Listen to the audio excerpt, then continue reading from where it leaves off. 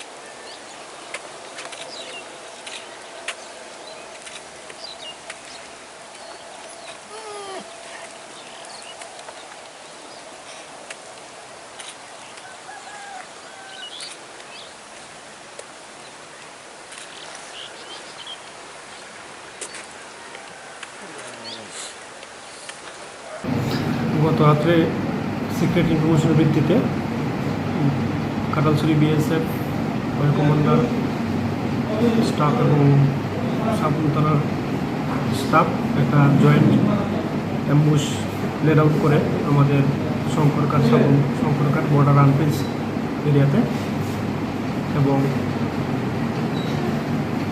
As per secret information একজন বাংলাদেশিকে রিহিং করা হয় এবং সে ইন্ডিয়া থেকে বাংলাদেশের দিকে যাচ্ছিল। তার সঙ্গে একটা টিভি এবং দুটা মোবাইল এবং ইন্ডিয়ান কারেন্সি ৩,৫০০ টাকা রিকভারি করা হয়।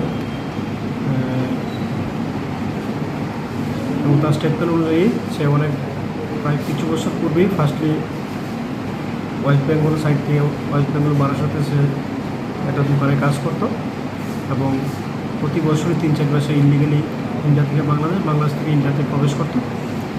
এবং হাওয়ার লাস্ট 1 বছর ধরে সে বাংলাদেশ থেকে কিছু লোক ইন্ডিয়াতে এবং ইন্ডিয়া থেকে বাংলাদেশি লোক পারাপারের সঙ্গে যুক্ত হয়েছে।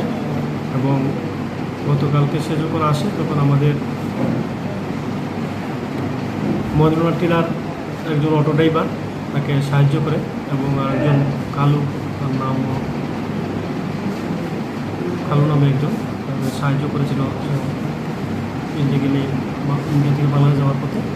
আমরা সবার নামে স্পেসিফিক একটা কেস নিয়েছি, দুজনকে আমরা গ্রেপ্তার করেছি এবং একজন এখন পলাতক আছে। বাংলাদেশি যে লোকটা ওনার নাম হলো সঞ্জীব দাস, বাড়ি চট্টগ্রাম ডিস্ট্রিক্টে।